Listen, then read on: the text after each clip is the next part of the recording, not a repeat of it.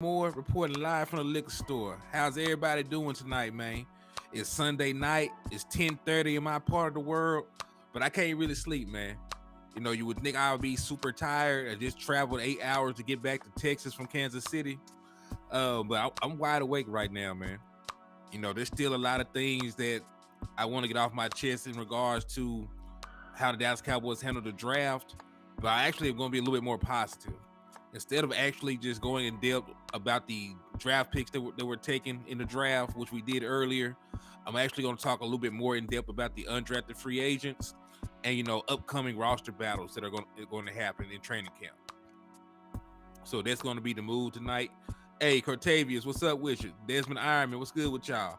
Please go ahead and hit that like button and that share button. Let everybody know that the liquor store is open for business and that we're going to be rocking out, man. So hit that like button, hit that share button. Let everybody know we in here, man. Hey, what's up with you, Mike Rock, Jeffrey Lumbodozy? What's good with y'all, man? Thank you for tapping in and showing love to the channel. So that's what we're going to talk about. We're going to go more in depth on the undrafted free agents that we picked up, training camp and position battles. And, we're just going to rock out, man. It's never a bad time to talk about football. I know a lot of people have questions about some of these guys. A lot of people have reservations about the draft, but we're gonna just jump into the stuff, man. But before I get too far ahead of myself, everybody please hit that like button, please hit that share button. If you're not already joined the channel, please hit the subscribe button. We're trying to get up to 1,000 subscribers, and right now we're sitting at 700. Let me look. We're sitting at 757. So y'all definitely have showed me love, definitely have helped the channel grow. I appreciate y'all for all y'all do. But let's keep growing the channel, keep supporting. Also, I'm doing a 2-for-1 right now. If you send $5 to $Hennythemoor, you'll be entered into 2 drawings for a Dallas Cowboy jersey. The first drawing I initially said would be on the 2nd. I don't think it's fair. There's not going to be enough time for people that want to join to get in. So I'm going to do the first drawing on the 9th. And I'm going to do the next drawing on the 31st. So you send $5, you'll be entered into 2 drawings. There will be a drawing for a Dallas Cowboy jersey on the 9th and a drawing for a Dallas Cowboy jersey on the 31st. $5 get you an entry into both.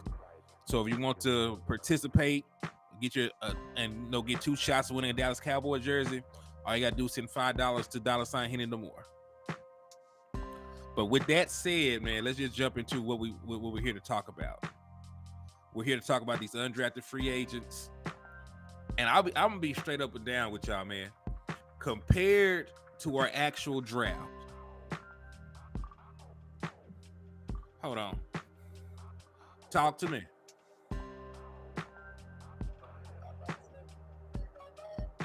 I'm on live right now, man. Say what?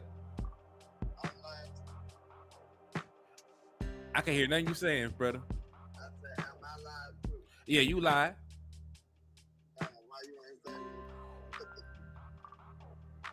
What you say?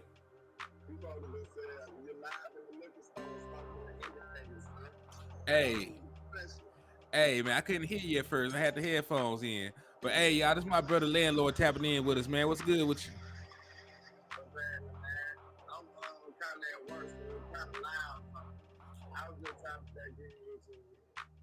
Oh, it's all good, man. Just hit the chat box or something, man. We can chop it up.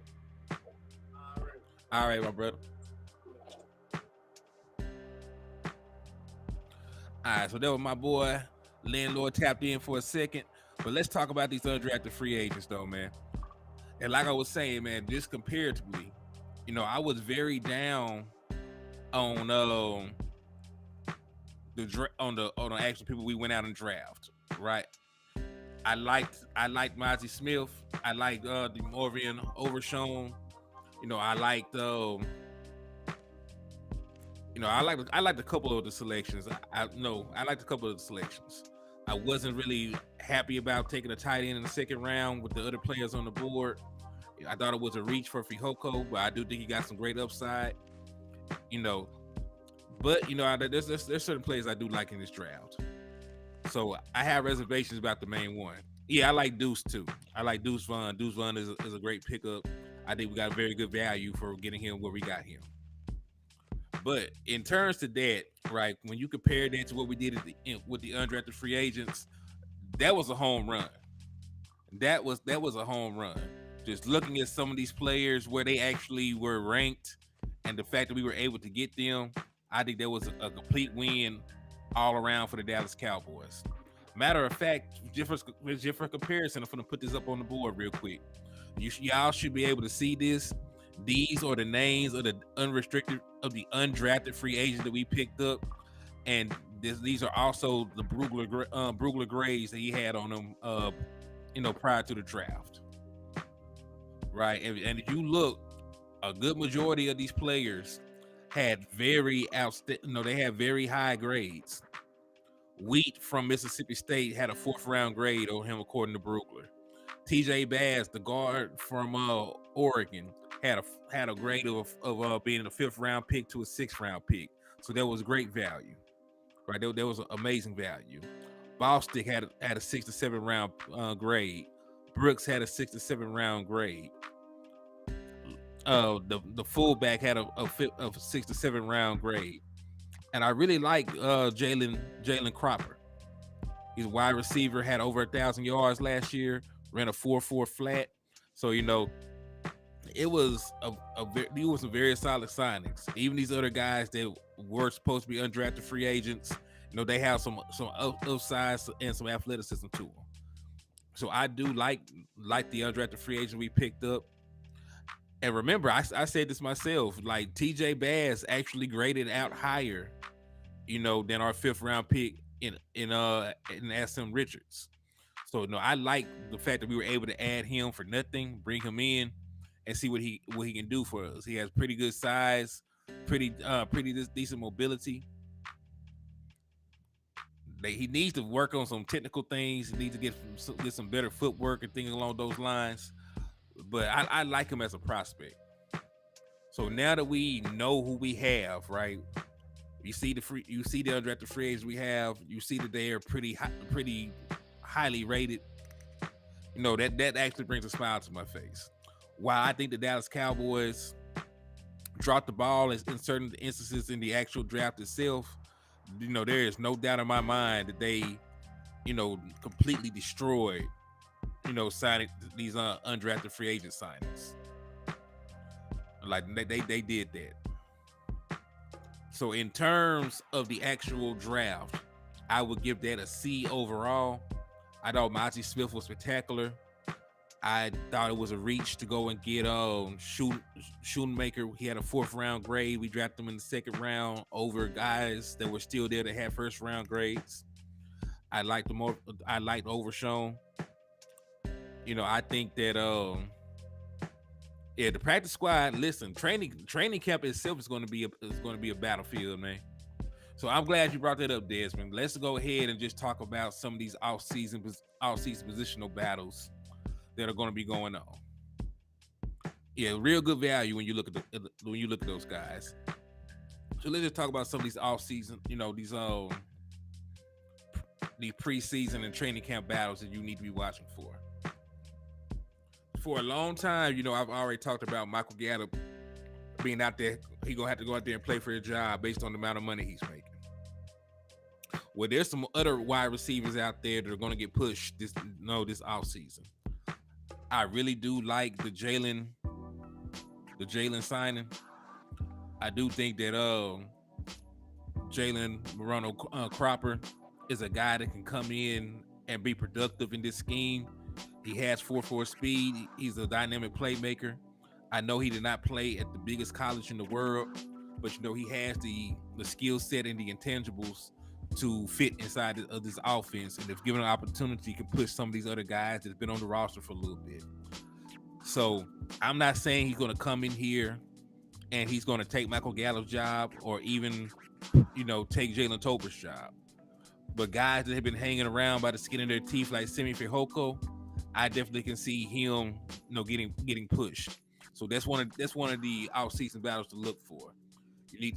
And hell, listen, I've been high on Jalen Tolbert. If he doesn't, step up, if he doesn't show that he has taken a step in his development from year 1 to year 2, it could be he could be an issue for him as well. So I'm giving this guy a lot of high praise right now, right? I hope we roll a fullback out there. I think our offense would be even better with him, even just to pass protect. Listen, I definitely like the fact that we have a fullback on the roster. You know what I mean? I definitely think that he can come in and add some value to the team.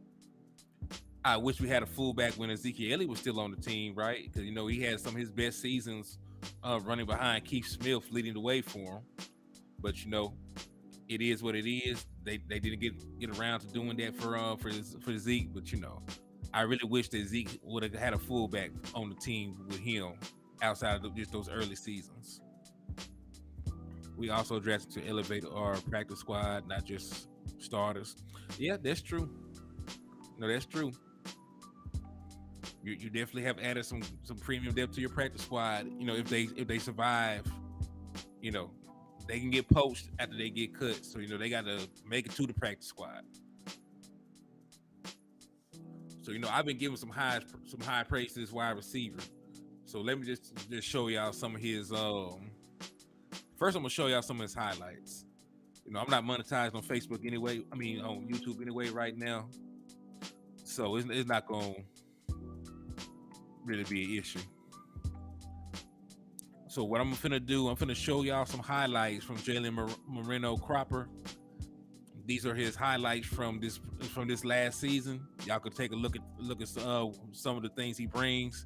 I want y'all to keep in mind though, these are all highlights. This is not all 22 tape. He was an undrafted free agent for a reason, even though he did have a pretty decent grade, a 6 to 7 round grade on him. So I'm going to show you some of his highlights, and then we'll be right back to our regular scheduled programming. So boom.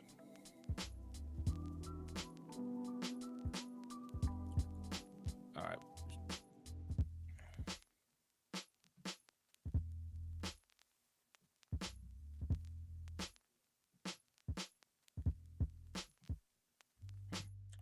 And just for in the meantime, I'm finna stop the background music. Oops. Yeah, just in the meantime, I'm finna stop the background music, and I'm finna play you some of his highlights. Matter of fact, I could play the background music because I'm not gonna play the sound on the whatchamacallit just in case. Some of the things you will notice, I know this is against, other college kids. Most of them not playing at big schools, but he is a vertical threat. He did run a 4.4 at the combine. So he's good. He's good to get behind it. He's pretty decent at getting behind the defense. He's pretty decent at getting yak yardage. Not the biggest wide receiver in the world, but he is a playmaker. See, a move like that would be good on Sundays. 2 toes down, made the play.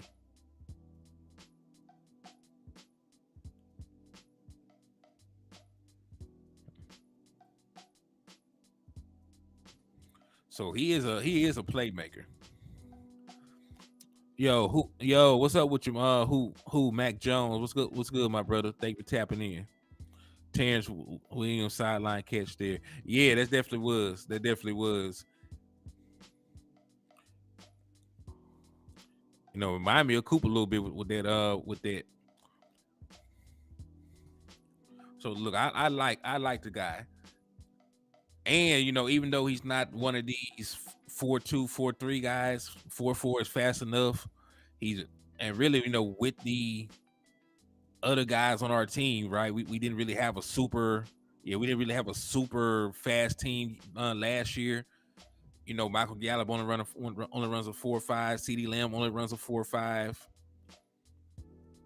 We didn't really have a lot of speed out there. But with guys like this, with Jalen Tolbert probably getting some more burn, with Brandon Cooks, our team we have a faster team now. So some of these dump off passes, some of these shorter passes that we expect to throw out there. Yeah, Tolbert runs a 4.4. Jalen Tolbert runs a 4.4.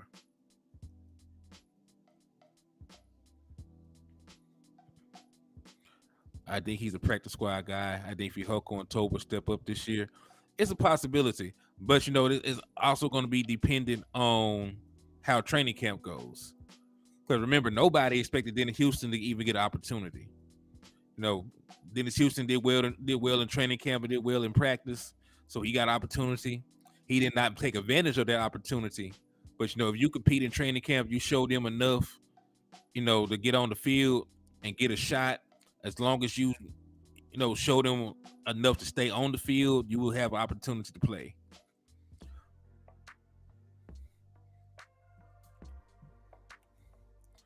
So, I don't think Simi is a lock.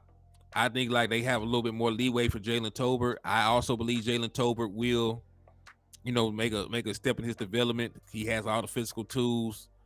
He is a playmaker in college with good. When he was in college, he had real good production. So I do believe Jalen Tolbert, but I do not know, how say Simi Fehoko will be. If one of these undrafted free agent wide receivers shows up and shows out. That's why I said this is a roster battle to look at. I've been gassing him up a little bit. He said, "Do we have a quarterback that would make him look good if it's been the news?" Hey man, Ben DiNucci been going crazy over there in the XFL. But yeah, that is true. Like they did not have a good quarterback play in the preseason from nobody, because Cooper Rush did not look good in the preseason. That's why I was really concerned. Will Greer barely played. He did not look good. Ben DiNucci was awful. So we just have to see. I hope our lower tier wide receivers show out. Well, I think they would get more. I think there will be more opportunities for them this season. I think the kind of offense we were running really limited the guys that could get on the field. There was a lot of option routes. You had to learn multiple, routes for each position you lined up at. So I think that did hinder who could get on the field and play immediately. But I do believe in some of these younger guys. Do you think Deuce would be the punt returner and Turpin as a receiver? I do not know yet. I definitely can. It's a possibility, but it also would depend. That's another roster. That's another roster spot we can talk about too after this, because he is a very dynamic player with the ball in his hands. He only ran a 4.6, but we know that game speed is completely different than actual 40 times. You're just running in a straight line. He's very elusive, got wiggle, has a bunch of big explosive plays in his career. So you Deuce Vaughn is a guy to really watch out for.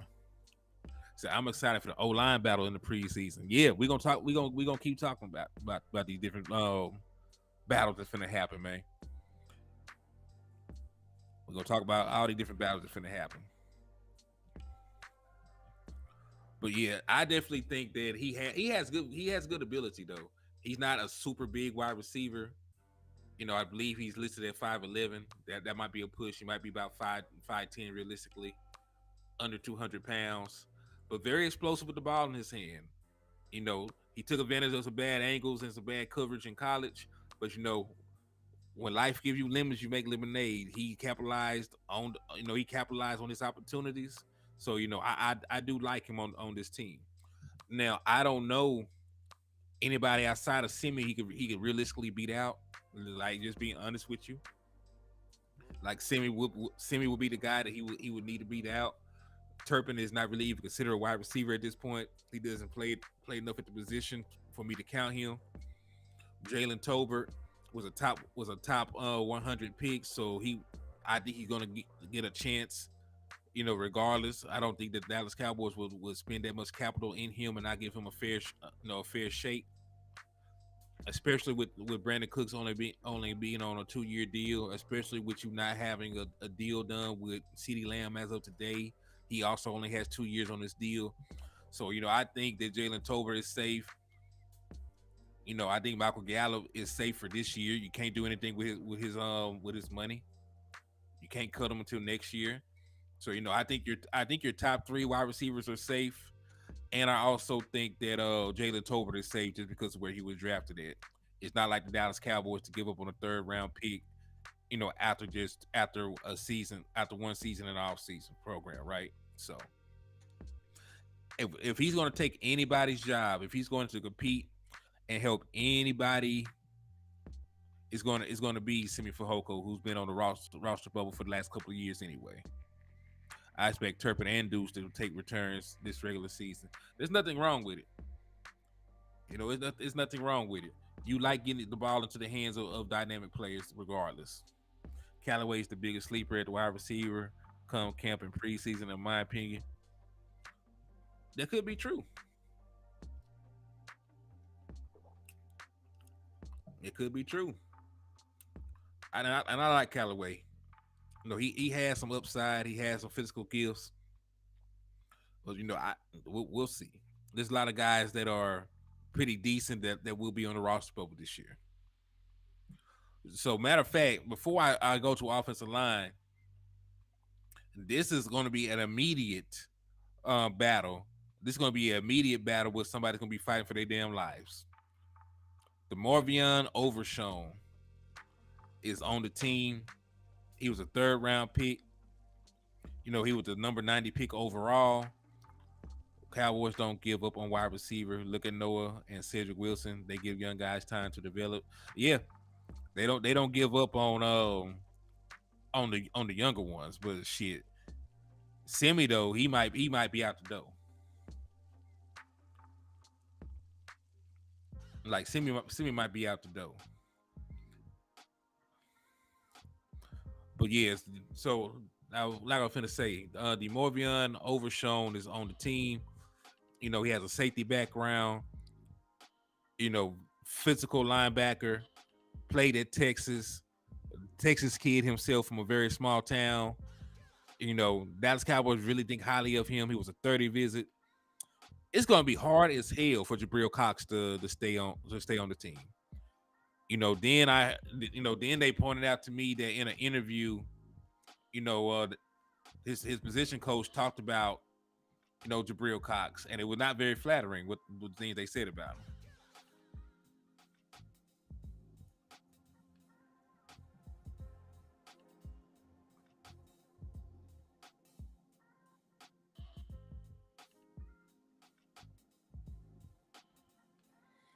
So I think Jabril Cox personally is on the bubble. It's really damning, that a guy because Jabril Cox must have really pissed. Jabril Cox can't tackle. People be thinking that I'm being funny. Jabril Cox has a problem tackling, and when you're a linebacker, your job is to tackle. So it's really hard for somebody to put you on the field when you really can't do the fundamental thing in your job at a high level at the NFL. He's not out there on special team missing tackles, and if you do that, against an offense, the guy you're supposed to be tackling gonna hit his head on the goalpost. There is a reason that Jabril Cox was healthy, was healthy, and Damone Clark, fresh off of a back injury with no offseason program, got on the field and played meaningful snaps before him. There is a reason behind that. There's a reason that Devin Harper, now that he's healthy, is being talked about more than Jabril Cox. Yo, Emmanuel Thomas, what's good with you, my boy? Thank you for tapping in, showing love to the liquor store, my guy. Also, y'all remember, we still got the Eagle tiers for the low. Soon as I come on, Henny hating on Brillo. Hey, man. They need to call him Brillo pad or something. They need to clean that shit up. But no, hey, landlord, you came in here. We are talking about possible camp battles now that we know the guys going into the fight with us next year. We know our draftees, and we also know our undrafted free agents. So we never talk about position battles. I talked about an interesting position battle before you came on here, Jalen Marino Cropper, possibly taking Simi Fehoko job if he's not careful. I really like him, and what people don't know is he had a 6 to 7 round grade on him. So the fact that we got him as an undrafted free agent, I think that was a big win for us because we got real good position value for that guy. And look, Simi Fehoko has been really on the bubble for several years. They like him, but this guy, this guy ran a true 4-4. He's a playmaker. He fits inside the West Coast offense. He's younger, you know what I mean. So the clock starts over in his development. So I think he really could push Simi this off season. Preseason is going to be something to watch. So that was the one we were talking about before you came on here. Now we were talking about Overshown and Jabril Cox. I mean, shit, they're really the same guy. Both got safety backgrounds. Both are supposed to be these hybrid players that can play everywhere on the field. Both have very good speed. Both have good length. You know what I'm saying? So like they both are really the same player. And the fact that Jabril Cox, has already shown the coaching staff that he has a tackling issue. The fact that what's up with you, Matt Bad? Thank you for tapping in and showing love. Thank you. So David Durden will be interesting as well. Yeah, there's some guys on here that I really like, man. There's some guys that we picked up in undrafted free agents. Some undrafted free agents that I really do like, man. Ready Red, what's good with you, my guy? Thank you for tapping in and showing love to the liquor store. But yeah, so what was I? Oh yeah. So yeah, they damn near the same player though, Jabril Cox and and Overshown. So he's already apparently in the doghouse. And I keep telling y'all, the man can't really tackle. Like he has a high missed tackle rate on special teams. So yes, I think it's gonna be a foregone conclusion. Damone Clark has already passed him. Devin Harper, according to some reports, has already passed him in the eyes of the coaches. So Jabril Cox is the odd man out right now, especially if you add another physical player like Overshown, who played at Texas, is a Texas kid, was a 30 visit. They're really high on that boy. They really wanted him here. So that's definitely a position battle to look at. But it's really not even a position battle. I think it's going to be a foregone conclusion. I don't realistically see a way that he beats out Overshown outside of Overshown getting injured. If Overshown stays healthy, then I think it's a wrap. Lawrence Moore, what's up, HTM? Not too happy about the draft, but very optimistic because Will McClay is a proven talent scout. Hey, that's the same way that's how you got to look at it. I wasn't happy about the draft either. And it's really what it is, man. It says, shout out to the liquor store. Y'all hit that like for the squad. It will not charge your card. Hey, appreciate that for the love, my boy. Hey, man. Me and Landlord, big boy kicked it, man. Real stand-up dude, man. Real stand-up dude. Positive vibes. Dude funny as hell, for real, though. Dude funny as hell.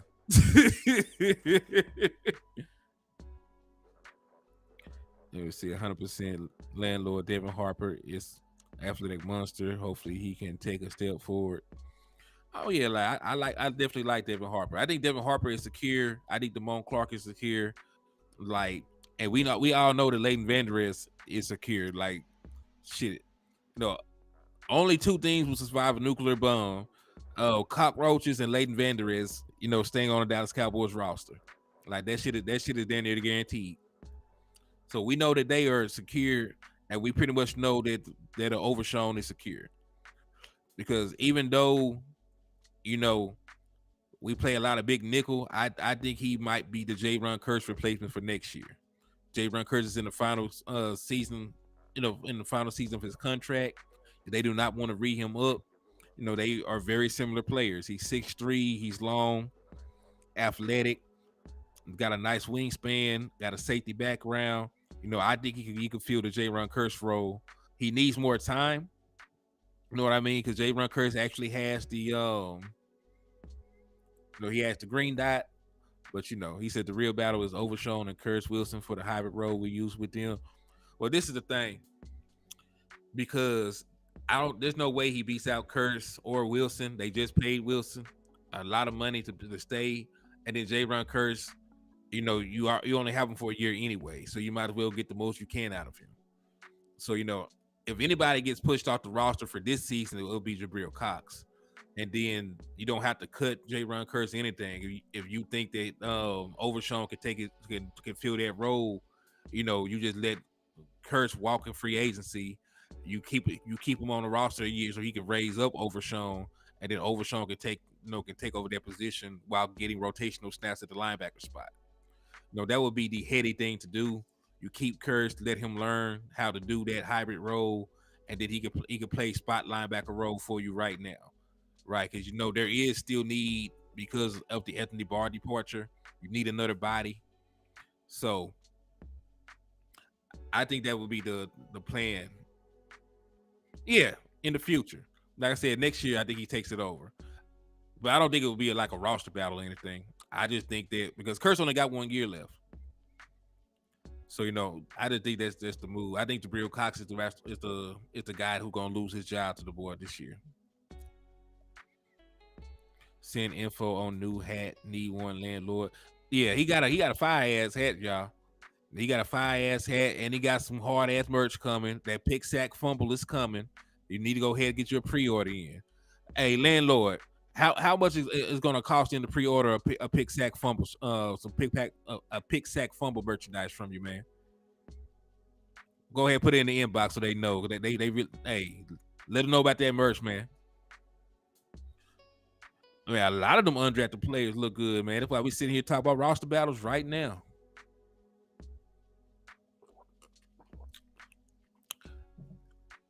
Yep. Gee, we were just talking about that. We were talking about how he'll probably take over that role a year from now. But as of today, he's gonna be pushing Jabril Cox ass off a cliff. I bet that he gonna price check everything, let y'all know how much it costs to pre-order this stuff. Yeah, I like Jalen Krupa too. We just talked about him and how he possibly could put Simi Fehoko. So those are 2 roster battles so far to look for. So far, we're talking. So far, Jalen Moreno Cropper and Simi Fehoko is a roster battle to watch. Overshown against Jabril Cox is definitely a roster battle to watch. Offensive line is a very intriguing one too, though, because I don't know what the hell is going on with the Dallas Cowboys right now. Said the fullback from Dakota and tight end for Tennessee looking very useful. In facts. And really the tight end from Tennessee, he's a converted running back, and they've used him as a fullback before. So like he can do all that stuff. He can pass catch. He can run the ball when you hand it off to him. He can block. Like he's a very intriguing prospect.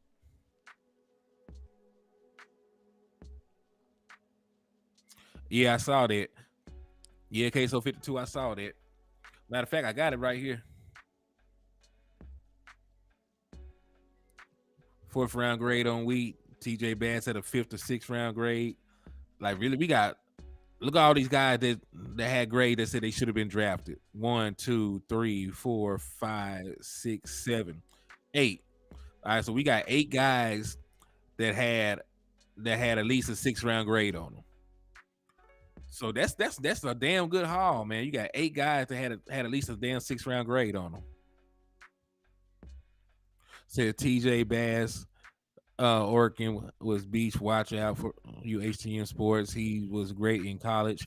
Yeah, I actually talked about that. He actually graded out higher than a Sim Richards did. A Sim Richards graded out as a 60 something last year, according to Pro Football Focus, and then TJ Bass graded out in the 70s. So if you're just using Pro Football Focus as a reference, he was actually the higher graded player. And really, when you look at these grades right here, he had a 5th or 6th round grade Asum, according to most of these sites, had a 7th round grade. Right, so Asum had a 7th round grade, and he had a 5th round grade. So if we had inverted it, I think I would have felt better about the draft actually. If we had took TJ Bath with our 5th overall pick, and then Asum was the undrafted free agent signing, I still would like Asum as an undrafted free agent, but I just think it would have made more sense to get the guy with the grade there. But they still got good value for him. I'm excited for O-line fights in July at training camp. Can't wait, dude. I think we're going to pick up an experienced offensive lineman to patch that left guard spot.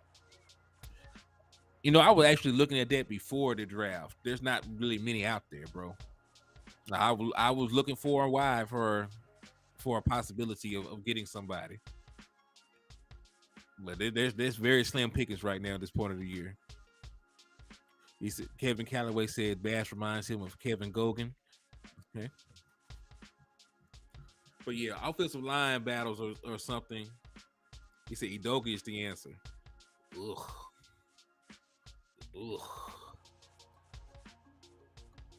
We'll see. Like I said, he ain't listen. The send Edoga, the big dude. Let's let him get some coaching in. He is a guy that was a former 3rd round pick, if I'm not mistaken. So they had to have seen something in him at some point. So send him the big dude. You know, help him with his fundamentals. You know, let's see what happens. Who do you think is playing right tackle week 1? If Terrence Steele is completely healthy, he better be the right tackle week 1. Thank you, Queso. He read it as a 78 in Pro Football Focus. Thank you. It's a whole new game now. Time to put the women and kids to bed and let the men be men. I like that. I like week 2. So like Terrence Steele should be your starting right tackle. He's one of the best run blocking right tackles in the National Football League when healthy.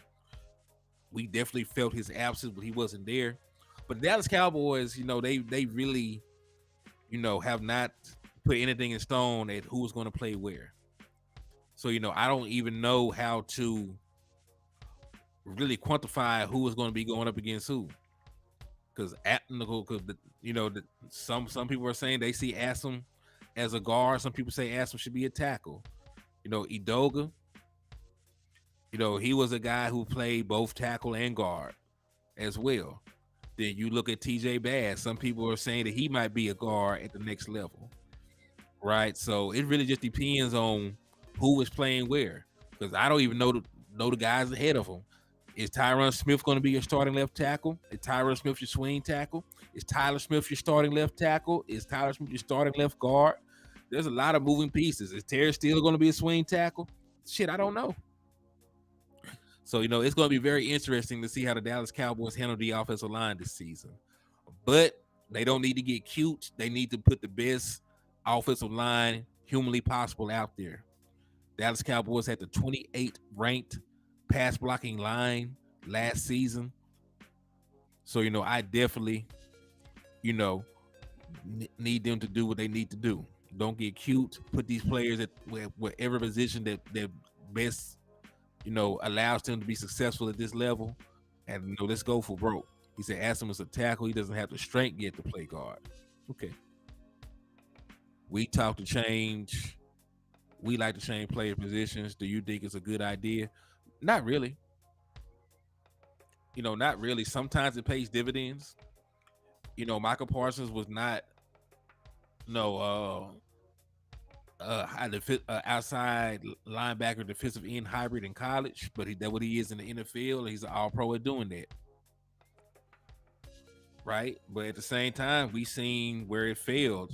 We moved Byron Jones to safety when he was, you know, a cornerback his, you know, the majority of his college career.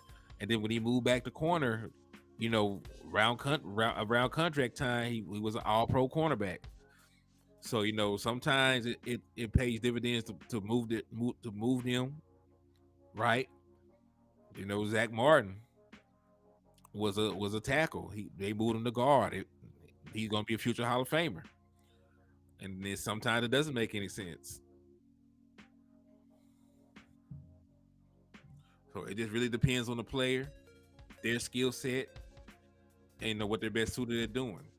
It's a case by case thing.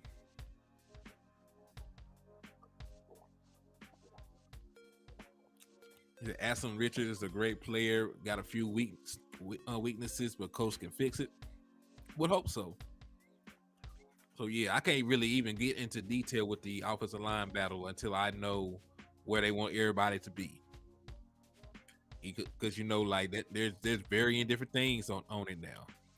Because Tyron Smith, the left tackle, is a guy I will go to bat for while he's healthy. But Tyron Smith, the right tackle, is a guy that need to sit the hell down, right? He didn't play good at right tackle last year when they put him out there, right? Like he wasn't Tyron Smith at right tackle. So it's a lot of moving parts, but it's going to be interesting to see how they evaluate these guys. There's guys that I do not know how they still got roster spots like Josh Ball. There's guys on the roster like Aviante Collins, who I think should have been got an opportunity but hasn't. So there's going to be a lot of different things going on with the offensive line that I'm real curious into seeing how they play out. Henny, what do you think about the running back and Texas player the boys drafted? Deuce Vaughn. All right, I'm gonna ask you a question. Who Juice Man in San Francisco? I don't know who that is. Queso 52. Yeah, ball has to go. Matter of fact, I thought Deuce Vaughn was one of our best deals. For y'all who haven't seen Deuce Vaughn play, I'm actually gonna play you a quick little highlight reel of Deuce Vaughn, just so you know that he's like that. I definitely like him as a player. So I'm gonna play you some Deuce Vaughn highlights, then we'll come right back. Since you want to talk about Deuce Vaughn, so just so you know, I love him. I love him. Great pickup in my opinion.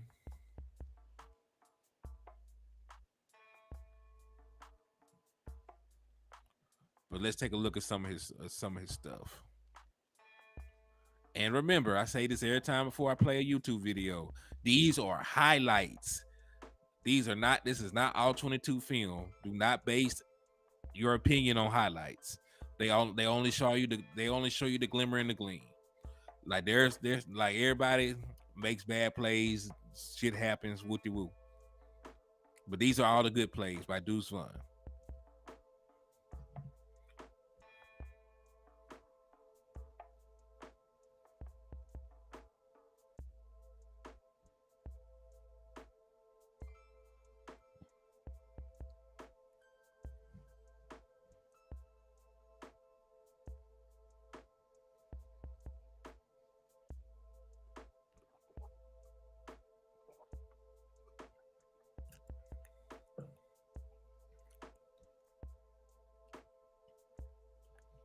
Very elusive in the open field. Got wiggle. Got the juke moves.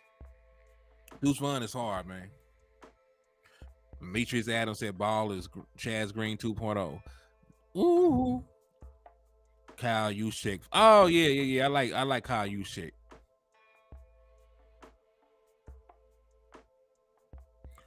If he can do all that, then I definitely want him to make the team. Because Juszczyk, can line up at tight end. He can run the ball. Like he does a lot more than just block. He is also a weapon. So if he can do things like Kyle Juszczyk, then I definitely want him on our team. Yeah. He said he can run and catch. That's good then. It takes an O-line to make that happen. Yep. Good thing about it, we actually have a good run blocking O-line. Pass blocking has been the issue. Like when you look at run block win rate, we succeed in that area. Pass blocking is a different story. Because you're asking, grown 300-pound grown men to move backwards, as opposed to just running and blowing somebody up in front of them. No, it's not always the case, but most offensive linemen should run block better than they pass block. Not always the case, but yeah, we are a much better run blocking team than we are a pass blocking team.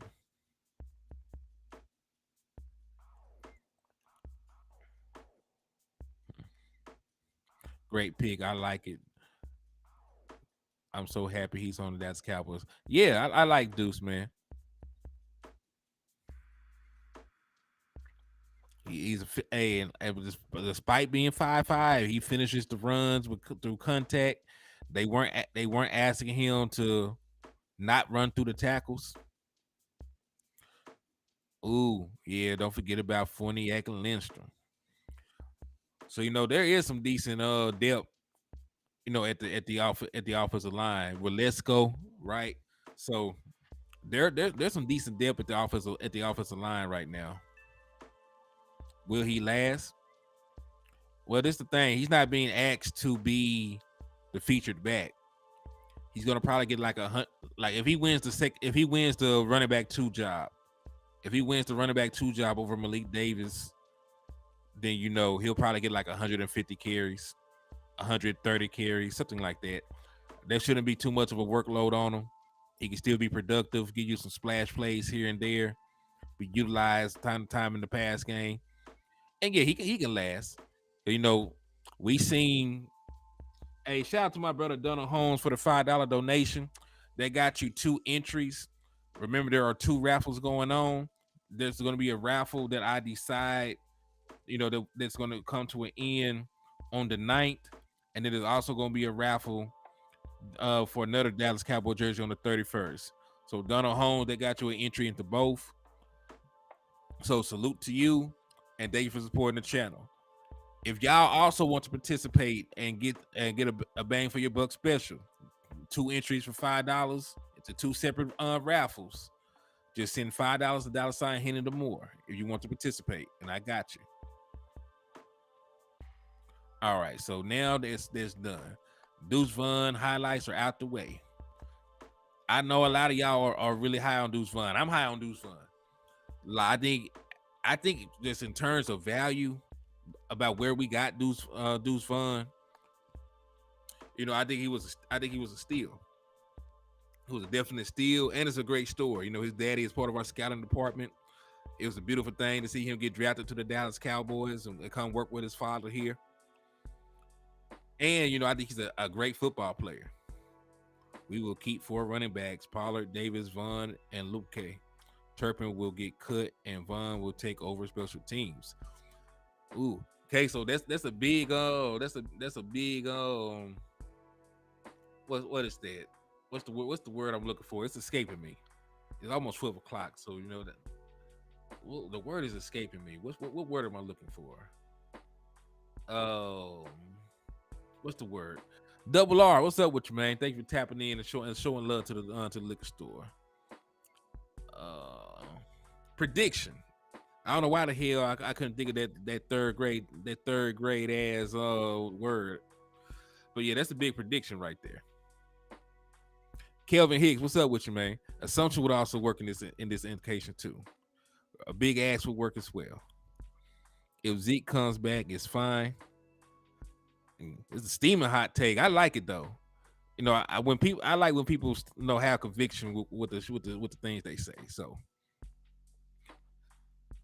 Regina Green, yo, what's up with Regina Green? Thank you for tapping in and showing love. Kelvin Hicks, what's good with y'all, man?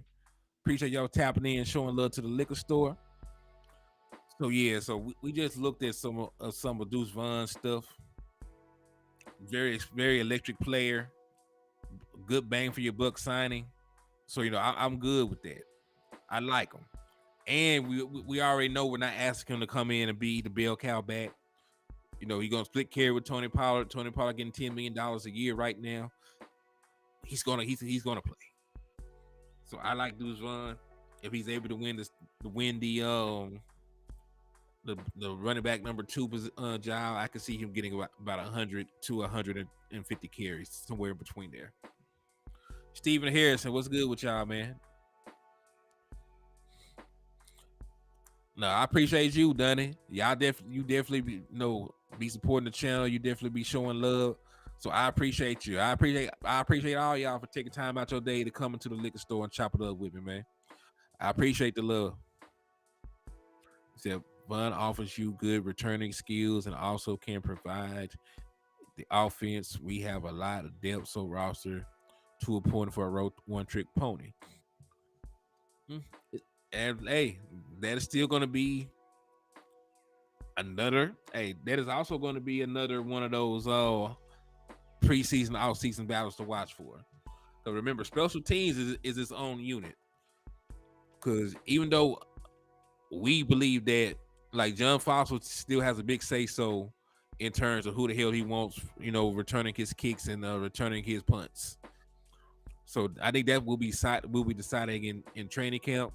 If Turpin, and listen, it's gonna be a tough ask because Turpin did make a Pro Bowl as a return specialist. I don't necessarily think that he deserved it. Just to be 100% with you, I don't necessarily think he deserved to make the Pro Bowl. But he got a Pro Bowl on his belt. I think John Foster really likes him. His teammates really like him, so I think he survives. I think they might split the duties, and I do believe there's still a chance. Yeah, we all know this is fan voting. You know what I'm saying? Like, there's a guy that was a damn backup that made the Pro Bowl. But point being, he does have the accolade. He does have the favor of the special team coach. And, there's even talk about him being more involved in the offense this year. So I'm not going to write off Cavante Turpin just yet. You know what I'm saying? But he has to pull his weight. You know what I'm saying? He didn't do the things I expected him to do last year. He didn't give me, the home run touchdown. He didn't give me a splash play. He didn't take one back for a touchdown or anything like that. So he has to pull his weight. Matter of fact, the only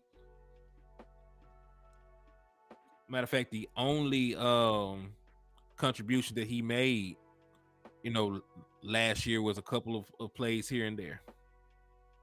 He only had one. Matter of fact, he only had one damn catch last year. He only had one catch for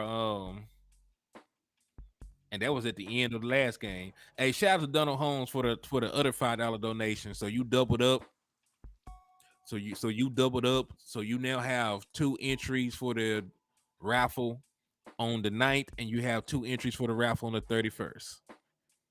So salute to you. I appreciate you. And I mean, not just 2 entries overall, but I mean, you got 2 entries as of today added into what you already had.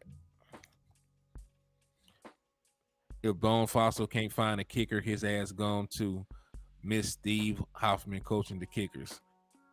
Yeah, I'm really am concerned about the kicker position. I'm not going to lie, because after we saw that meltdown against the Tampa Bay Buccaneers, if that was a close game, we would have lost it. Because those points were very important. Hell, even the extra point he missed against the 49ers, right, changed the dynamic of the game, because instead of us going up 7-3 and having, a 4-point lead, it stayed at 6-3 because he missed the extra point. They were able to go down there and tie the game with a field goal. Otherwise, it would have been us still up 7-6, and they probably would have handled the play calling differently. So it's like the butterfly effect. Like, yeah, it's only 1 point, but that 1 point was the difference in between you having the lead and being tied. And we all know that play calling, definitely varies depending on the score. You don't necessarily call the same plays you would call having a lead in certain situations than you would call, when you're tied up in a game in a slugfest. So yes, they definitely need to go out there and improve the kicker position. They definitely need to improve the kicker position. Deuce Vaughn's college return average was 20.7 in 2020. What's not really, G? If Turpin hit that hole, he's gone TD. Unless you're Kellen Moore. Oh my God. We would not speak his name anymore. Kellen Moore is dead to us. Kellen Moore is dead to us. We would not talk. We would not bring him back. So yeah, he got some. Hey, listen, he got some return ability. And listen, I was not opposed to putting Tony Pollard back there at return. He set the NCAA record with return touchdowns. So I listen. Nobody should be safe at this point. My heart meltdown reminded me of the. Oh Lord, I said kicker months ago when we could have got Matt Gay. Instead, he went to the Colts and the highest paid kicker in NFL history. Yeah, is Robbie Gold still available? If Robbie Gold is still available, I would sign his ass.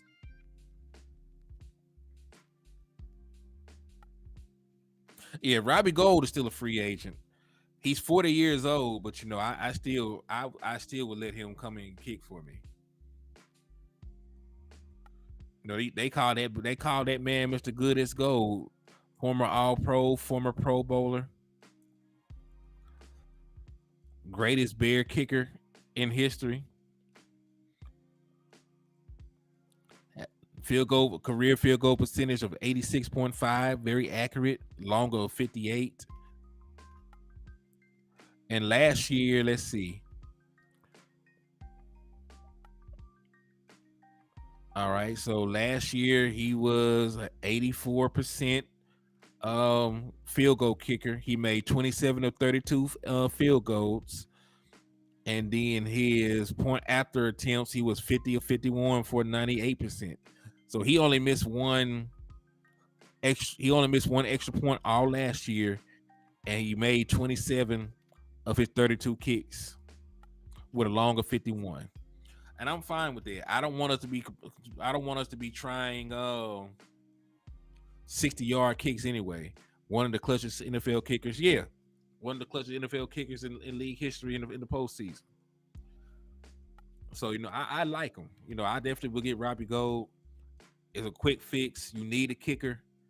I don't necessarily trust the kicker that you got. And he got experience in kicking in high pressure situations. He got experience in kicking in high pressure situations. So I do like Robbie Gold.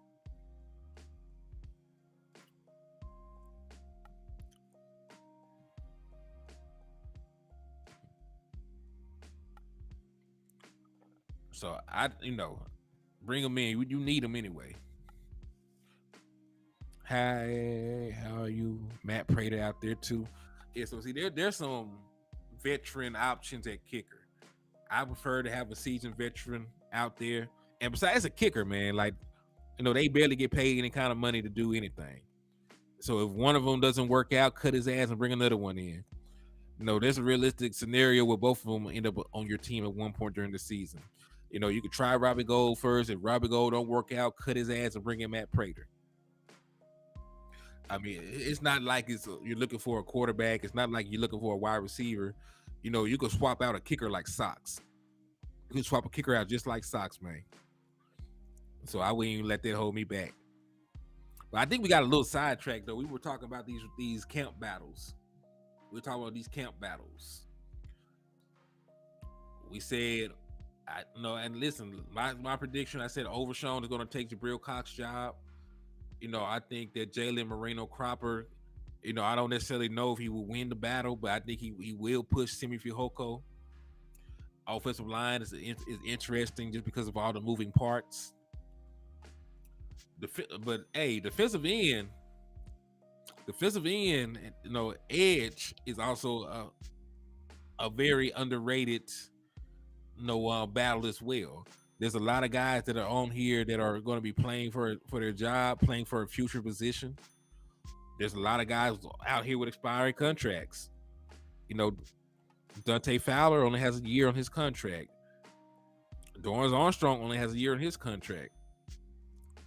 So, we got a lot of edge rushers, but, I don't know, what will happen in that area. It may not even be a battle that's decided this year. But, I do think that's already in the card that Sam Williams will get more burn. He was a second-round pick. They like him a lot. He led the SEC in sacks, which is a very tough thing to do because he went up against NFL-ready offensive linemen a majority of the time to get those sacks. But let's just take a look at some of these guys. Let's start with the undrafted free agent, right? You see this guy right here, the boy Wheat had a 4th round grade. Let's go holler at him. Let's go see what he did.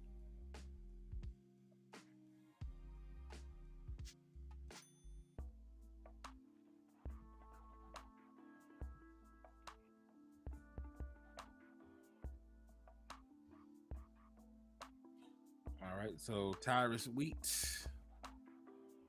Let's take a look at some of his highlights.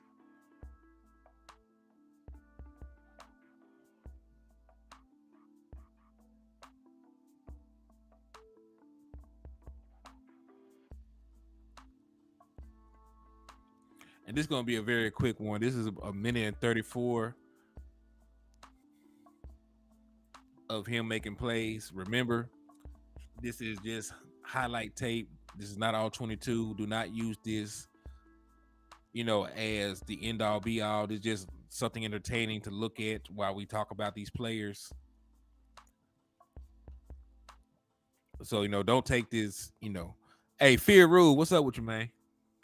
Said Fihoko was coming after Ghosting job. Shit, I think he's gonna come after Neville Gallimore job. No, I think Chauncey Golston got a little bit more upside. But Neville Gallimore, I don't know. I think Neville Gallimore is the guy that might be on the way out. Kickers get paid peanuts. Yeah, they don't make no money. Just bring them in and swap them out. You can treat them boys any kind of way.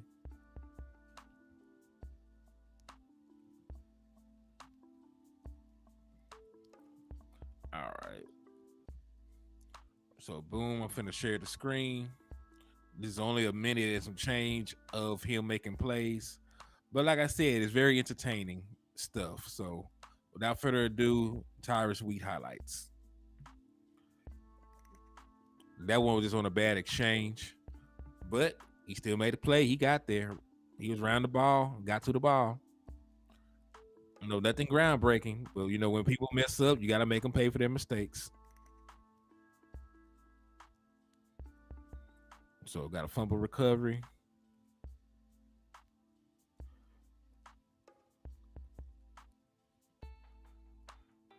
Got a sack. He did not win anytime soon, though, but he eventually got there.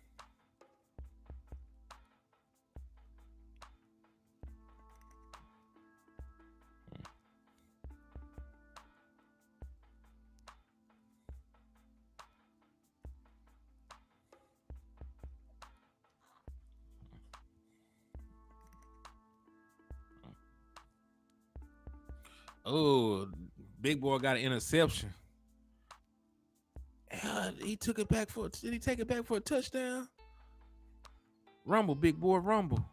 Rumble, big boy, rumble. Hold on. Hold on. Oh, these some decent plays. Strip sack, deflection, pass deflection cost the interception. So he made some decent plays. So those are just a couple of highlights from Tyrus Wheat.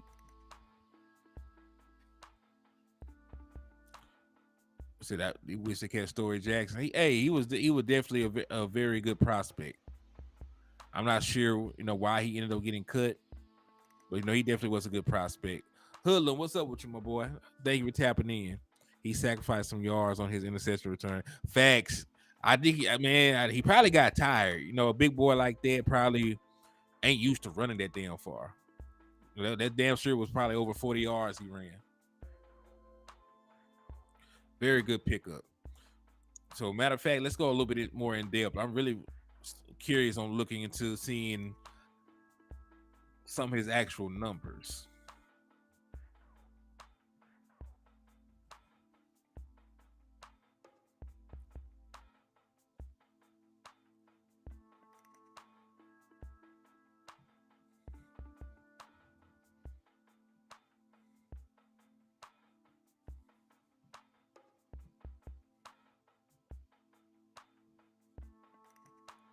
Okay, so now I'm finna share this. Us big boys can't run. Landlord said Story was his guy. Yeah. Darrell Johnson looks good too. Could be interesting. We'll take a look at him next. So Tyrus Wheat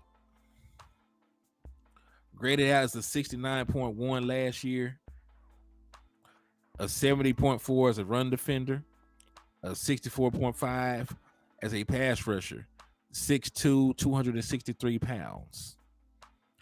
Ended the season with 8 sacks, 4 hits, 26 hurries, and a batted pass.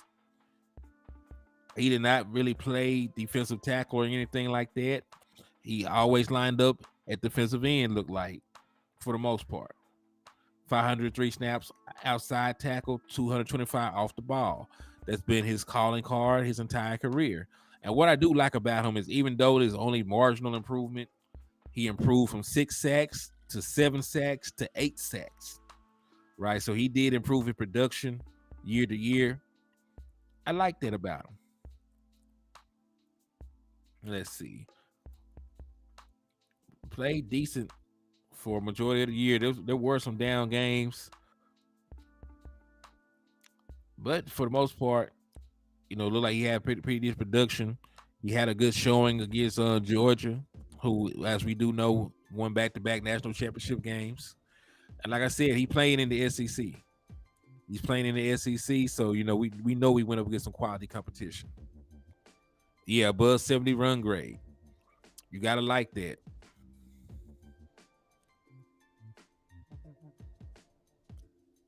Who, Matt Gay? I don't know who that is. Double R. Oh, okay. So Tyrus Wheat graded out pretty damn good. He was getting consistent sacks, like he got some consistent pressures. I like him. You know what I'm saying? I'm not sure why he failed in the draft. Did he have an injury history or something? I don't know. Don't know why he failed. Gotcha. So Matt, okay. So yeah, but Matt Gay is a kicker for the was a kicker for the Rams. He's a real good kicker.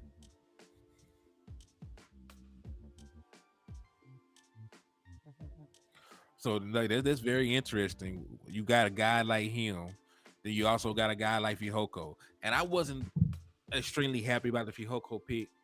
No, he had a 5th round grade. He went in the 4th. It's not that big of a reach. I gave him a lot of flack because I didn't necessarily think we needed another pass rusher. Our offensive line was more important to what we needed. But to give credit to Fihoko as a player, right, and just to not look at the way the draft fell. He's a good player. He didn't play at a really, really big school, but he had top-notch production.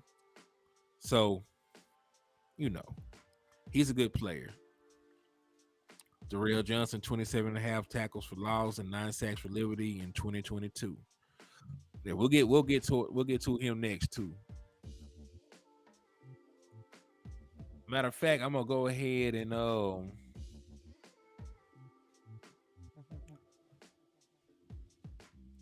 try and get him pulled up real quick for us. We'll take a look at his highlights and his Pro Football Focus grade.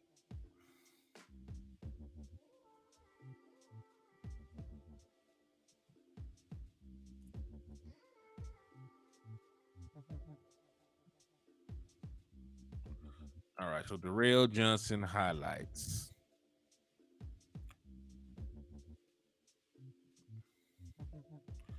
Okay. Y'all should be able to see what I see. Let's take a look at some highlights. And again, this is just all the good plays.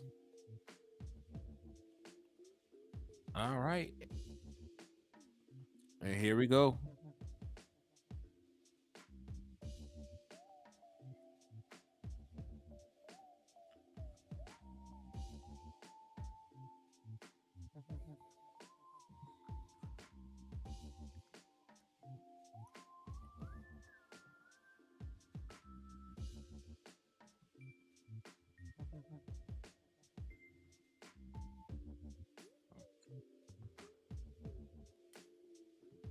He seems to be a pretty damn good athlete.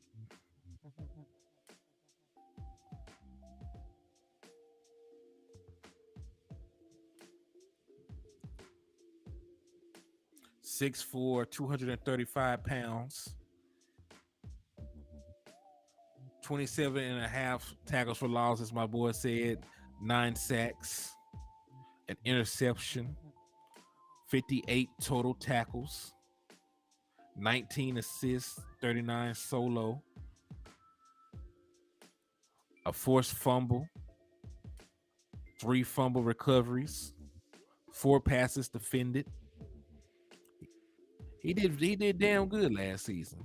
I know Liberty did not play world beaters, but you play who you play, and either you produce or you don't. In his case, he definitely did produce.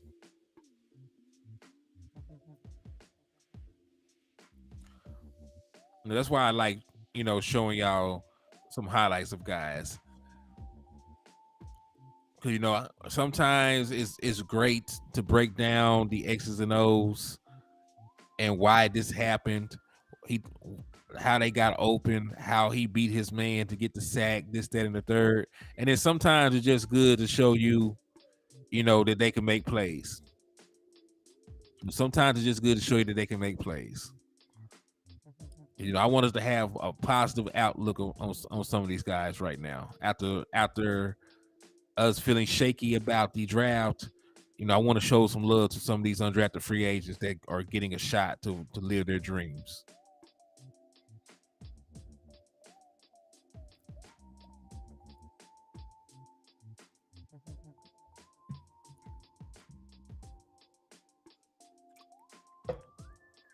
And listen, I know he good. He would have terrorizing my quarterback. I'm an Arkansas Razorback fan. There's my quarterback, KJ Jefferson, getting his ass tore up like that. They couldn't block that boy that night or that day.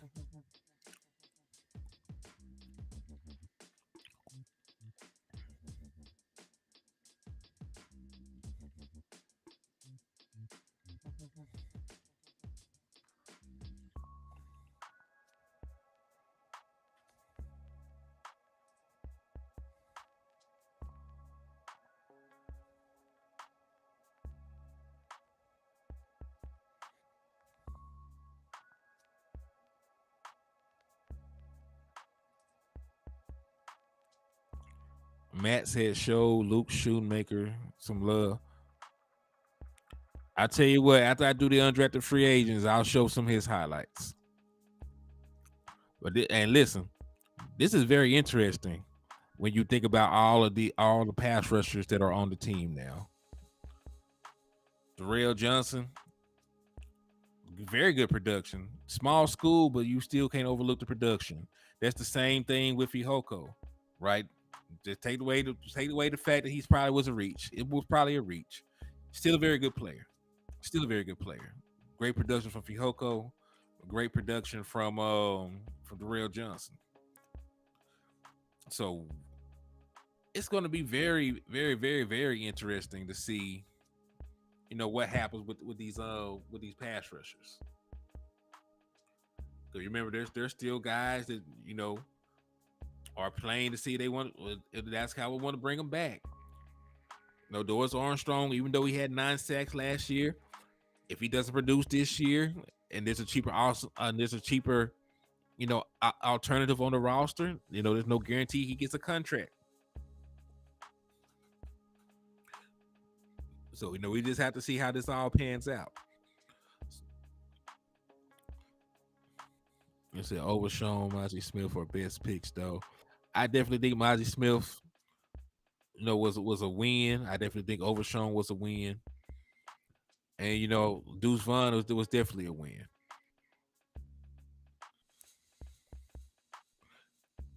I would like for the Dallas Cowboys to pick up Cedric Wilson. I don't think they will. I think they're going to go with the wide receiving core that they have and try to determine. It's awesome in the 5th a win. I'm on the fence about that one. And some of y'all might know more about the player than I do. I'm not gonna sit here and lie to you. Like I watched a lot of awesome tape or watched a lot of awesome's games. Cause I don't watch North Carolina like that as a Razorback fan, and I spend a majority of my time watching Cowboys. Just with the stuff that I researched, with his PFF grade, with his draft grade being a 7th round, I wasn't happy when he got picked. Especially with a guy like Voorhees was out there who could. Because listen, I don't expect no offensive lineman I get in the 5th round, right, to come in and compete and start right now. So if it's going to be a future pick, Voorhees had a 3rd round pick. Some people thought he should have been a 1st rounder. At different points throughout the draft process. So if you were just going to go, if you were just going to go with a future offensive lineman, you could have went and got you could have got Voorhees, in my opinion. But like I said, like y'all might be able to tell me some stuff to change my mind about Austin Richards. Now that I vented, like I'm more open now to hearing some shit about these draft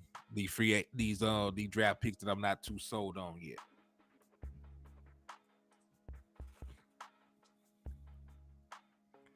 He's only 22, started mostly at left tackle, has good feet.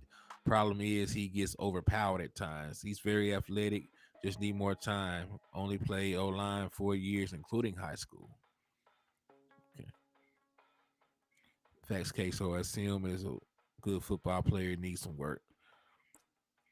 Okay. I take y'all word for it. Right. I take your word for it.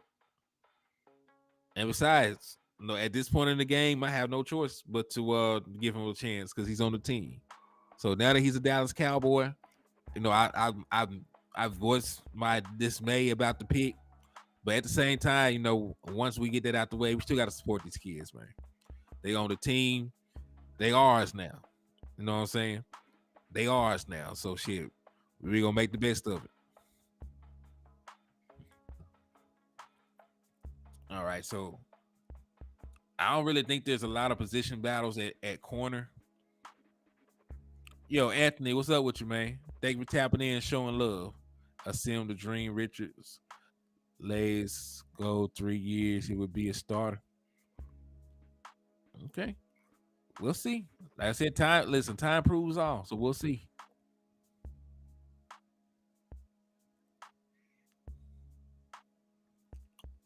He said, let's go. Okay. Okay, so you right. You know a lot about football. Okay, so 52. Okay.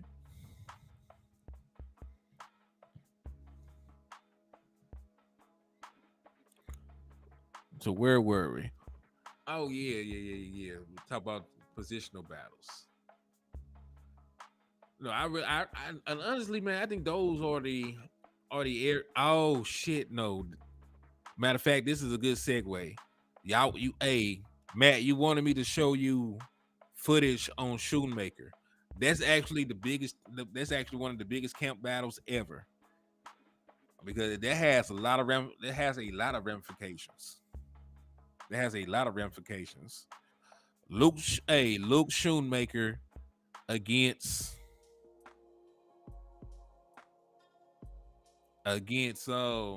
Jake Ferguson. That's the camp battle to watch. Who is going to be tight end one? Really, it's a 3-way battle because I heard a report that they weren't sold on Ferguson over Hendershot just yet. There was an initial report was. I gotta go back and find it.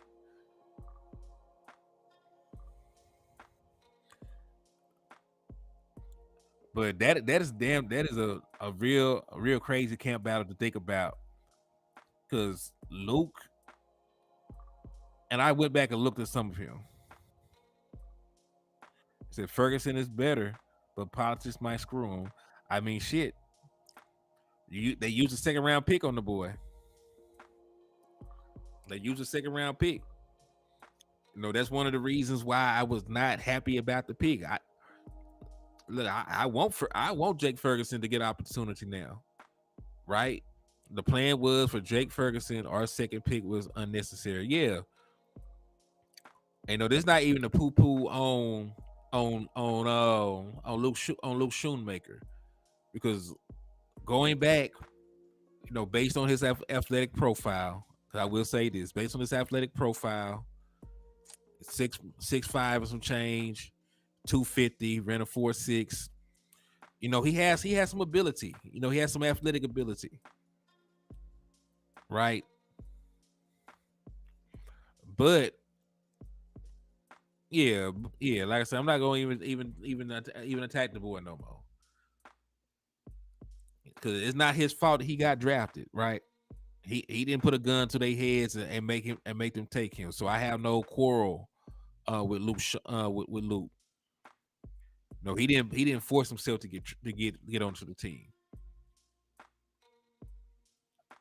So, but just when you think about it, Jake Ferguson, I think, is a better tight end right now, and I think that Peyton Hendershot, deserved a shot with the plays that he made over the course of the season. So I don't think you should have took a tight end, especially when Osiris Tyrants, who was my number one rated guard in this draft, was still available. Tank Dell was available. Drew Sanders from Arkansas, hybrid edge rusher, was available. There was a litany of different players that I felt would have better suited the Dallas Cowboys than another tight end.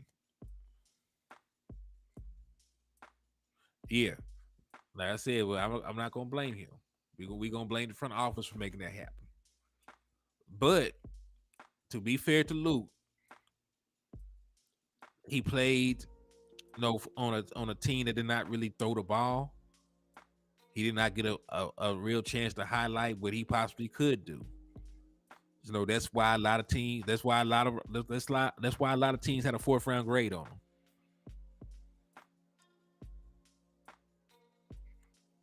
Yeah, we passed on Drew Sanders, man.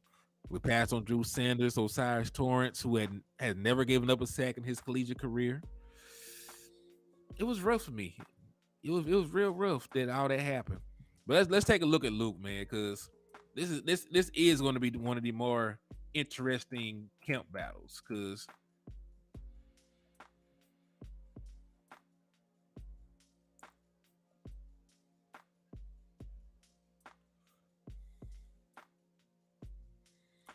and I'm finna show you a lot of Luke right quick. This is going to be 14 minutes worth of highlights from his career.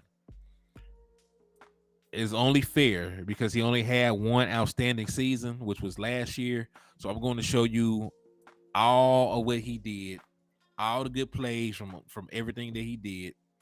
We're going to watch this for the next 14 minutes and some change. So we're going to put some positivity in the air for the boy.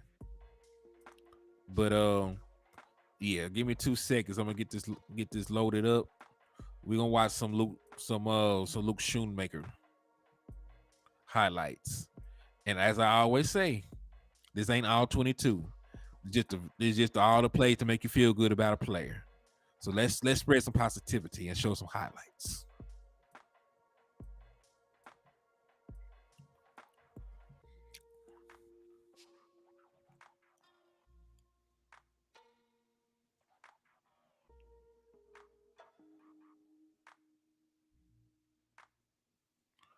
He moving though, ain't he?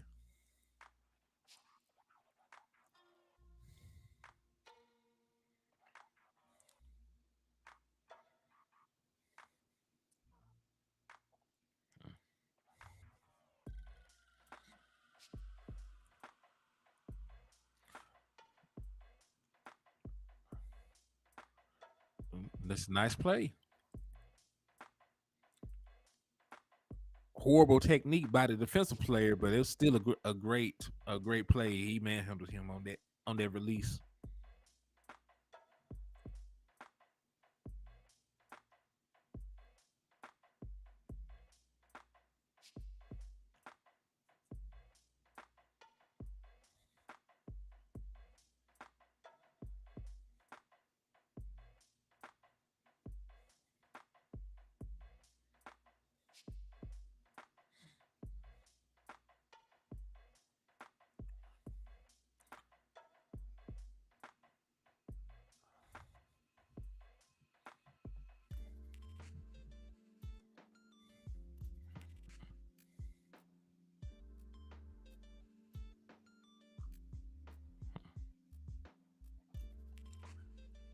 He really sold the missed block and got on out of there, didn't he?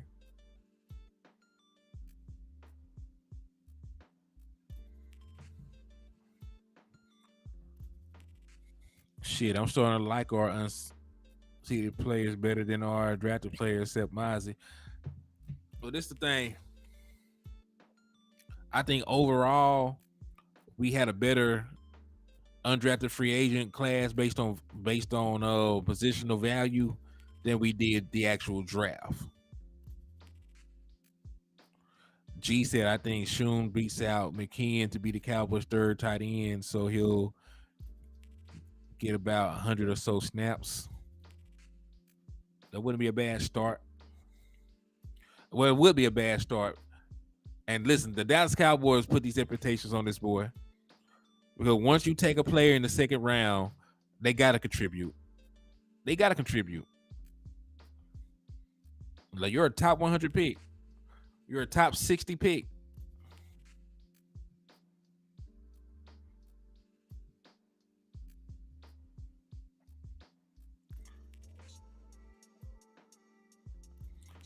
And listen,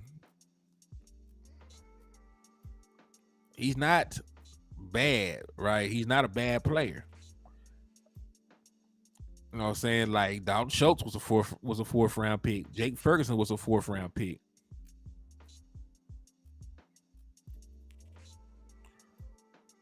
But the issue is he should have been a fourth round pick, and we took him in the second. So, and like I said, that is not on him. He does remind me a little bit of Dalton Schultz.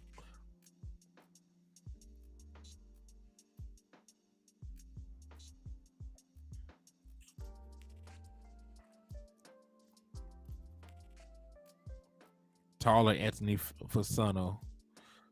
Oh, don't do that. Yeah, it's rough out here, man. But I do think that we have to do something.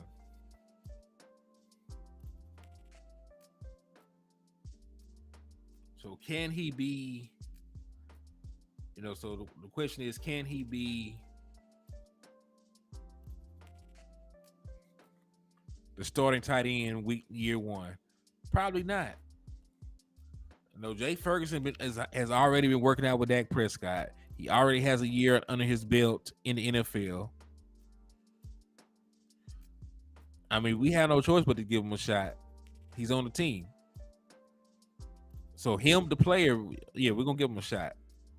But we're gonna drag Jerry Jones. We're gonna drag Jerry Jones in the front office.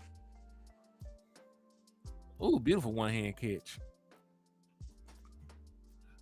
See, there's a lot. What happened to Ty? Ty was an unrestricted free agent, and he's also older.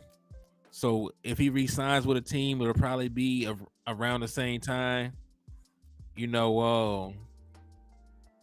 As he did last year. He signed with us in December, so he'll probably be somebody's Christmas gift again this year if he chooses to play or if somebody wants him. I don't see him going through the whole off-season thing. He doesn't have anything to play for right now. This comes from the biggest Jake Ferguson fan ever, HTM Sports. Yeah, I know you're very high on Jake Ferguson. And you know that I was beating the table to keep Dalton Schultz. So, like I said, we're going to give him a shot. Definitely believe there were better options where he got picked at. But we're going to get the boy a shot. For sure.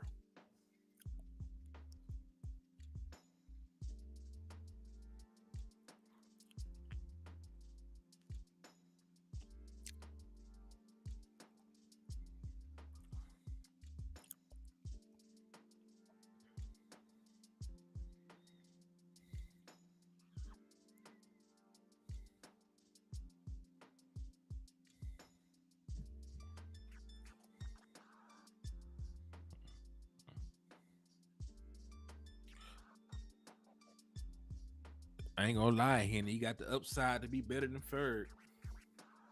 Parts of Jetty already. Y'all be in here wilding, man.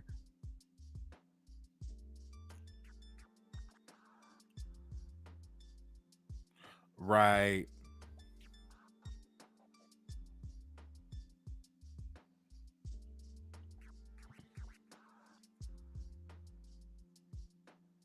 My opinion is Cowboys did very well this offseason with new players. Now here it comes. All that is only if Dak get right and not have a 17 pick season again. Yes, I said it, but it's just the facts.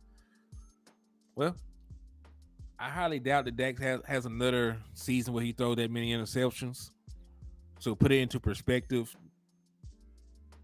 almost 25% of Dak Prescott's career interceptions came last year. So that has to be an outlier. Because he's still top 10 in league history in terms of touchdowns to interception ratio. So I don't believe he'll have another season close to that and turning the ball over.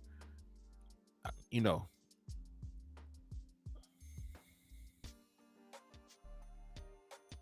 this was not go pick.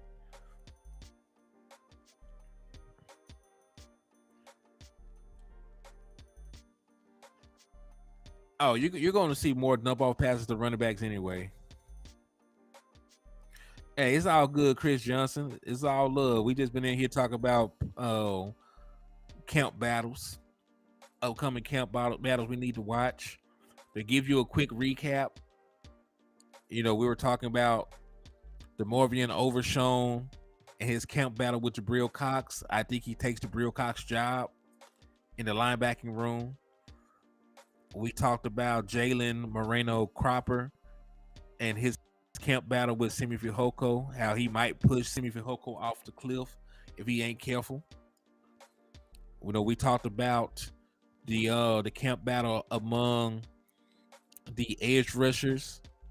Darrell Johnson is definitely has a lot of upside. Fehoko has a lot of upside. We also talked about offensive line, but the Dallas Cowboys have definitely, the Dallas Cowboys have definitely left it up in the air about who's going to play what position. So, I can't really speak too much in detail about that. Now, this is the next one. This is the camp battle that's really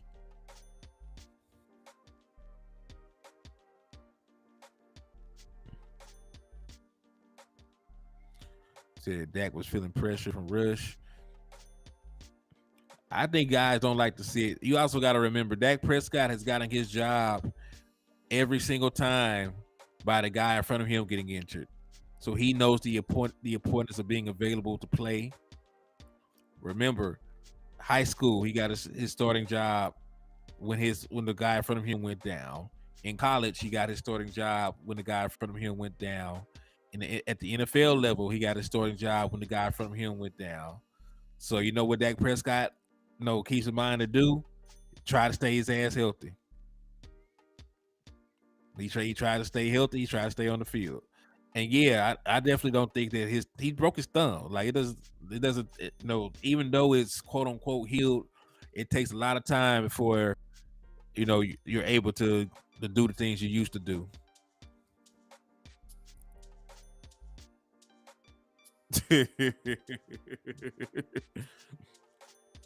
Well, really, Jerry Jones for fucking with his money. We just look at Cooper Rush's stats at face value. The man completed under 60% of his passes, 5 touchdowns to only 3 interceptions. But the national media likes to stir the pot with the Dallas Cowboys. When you're one of the biggest brands, they like having talking points.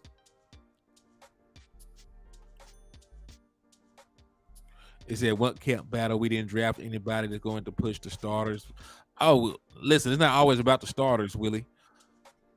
Because mostly camp battle we talk about now for the guys at the back end of the roster. Jabril Cox is already in the doghouse, and Overshown pretty much plays the same position. So that's going to be a camp battle to watch to see who actually makes the team. So it could be Overshown over Jabril Cox. Then when you talk about these pass rushers like Fehoko and Darrell Johnson, you talk about Simi Fehoko and Jalen Moreno Cropper. We're not just talking about the starters. And there will be a camp battle for against some starters because remember, Jake Ferguson right now is your starting tight end, and they just drafted a tight end with the second overall pick.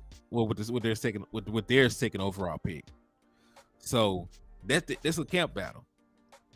No, Jake Ferguson is going to have to go out there and play well to keep his job. Overshawn reminds me a lot like Dono. Yeah, he reminds me of Dono and Jay Runkhurst, really. Anthony Brown. Oh, he said opinion on Jabril Cox. He can't tackle. That's why he doesn't play, because he can't tackle. I wouldn't go that far, Willie T.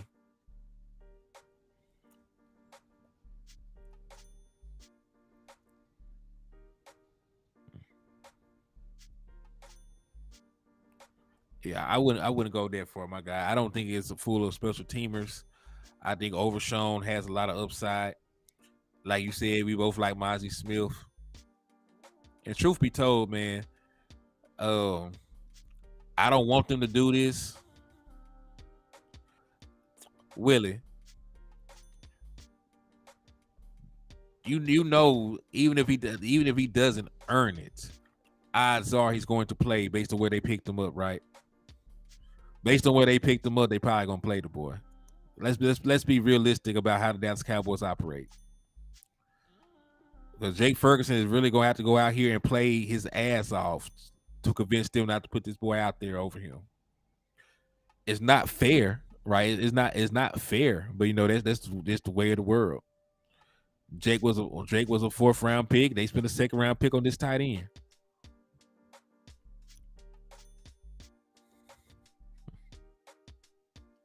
Jabril Cox got to tackle. All in all, Cowboys 100 got better from last year. Yeah, I mean they got better. They brought in Brandon Cooks. He a much improved player over Anthony Brown. Brought in Stephon Gilmore. He's a much improved player over Kelvin Joseph, who was over there playing for you at times, right? You brought in Mozzie Smith to help your 22nd ranked run defense.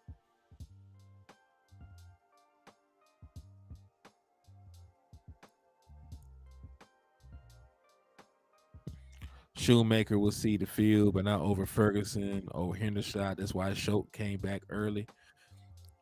Man, Willie, listen, we're not even talking about we think that he is better than Ferguson. I don't think he's better than Ferguson. We're talking about how our front office operates, kinfolk. We talk about how they talk about how they handle business, man. Jerry Jones invests in something, he likes to see it out there. Not fair, not the way you should do things, but we know how they get down, and that's really all I'm saying at this point. You know what I mean? And it still will be. And listen, I think that Fergie deserves to be the starter tight end right now. I think he deserves to be the starter tight end right now. But you know, I think that he's going to have to convince the Dallas Cowboys of that in training camp. Not fair, but this is just the way of the business. You know what I mean? So let's be honest. If we can stop the run now, we good. If they push him out there, we're not winning the division. Listen, I don't necessarily think that a tight end is going to determine if we win a division or not. I think the health of Dak Prescott, the ability for our offensive line to hold up in pass protection and establish the run game, and you know the health of our wide receivers and our star players are going to determine if we win the division over a tight end. Because let's just be honest, tight end for the most part has been plug and play for the Dallas Cowboys. Blake Jarwin was successful with Dak Prescott. Dalton Schultz was successful with Dak Prescott. Old man version of Jason Witten was successful with Dak Prescott. Jake Ferguson so far and Hendershot have had their moments with Dak Prescott. So I really don't think a tight end will hold the Dallas Cowboys back. I don't think that tight end is going to hold the Dallas Cowboys back because Dak Prescott goes out there and ball with every tight end that he has. I could see that too. But listen, we're going to have to continue this conversation tomorrow. It's 12/11. I got a shit ton of work to do tomorrow when I get back into the job. I've been gone from there for almost a week. I know I got inspections to schedule, things to do when I get in. So we're going to have to cut this short. I'll come back probably tomorrow and chop it up with y'all. I should be able to do my usual lunch hour show with West Coast and them. So I appreciate y'all for tapping in, showing love to the liquor store, slapping them Eagles fans, rocking out with your boy. Please, on your way out, if you ain't already did so, hit that like button, hit that share button. You know, share the content, share the love, share the liquor. We're giving out free shots. And continue to support the raffles, man. You know, just send $5 to $ Hennythemoor. You know, you'll get a chance to win a Dallas Cowboy jersey and you'll be helping to grow the channel. So I appreciate y'all for the support. Hey, drink and drive responsibly. But if you see an Eagles fan in the middle of the road, please run that goofy ass over. Eastside Herald, salute to your team for having a decent. So be back on Landlord Show tomorrow. Okay, bet. Hey, Anthony, I appreciate you for the love. NFZ, I appreciate you for the love. I'm going to get at y'all, though, man. God bless.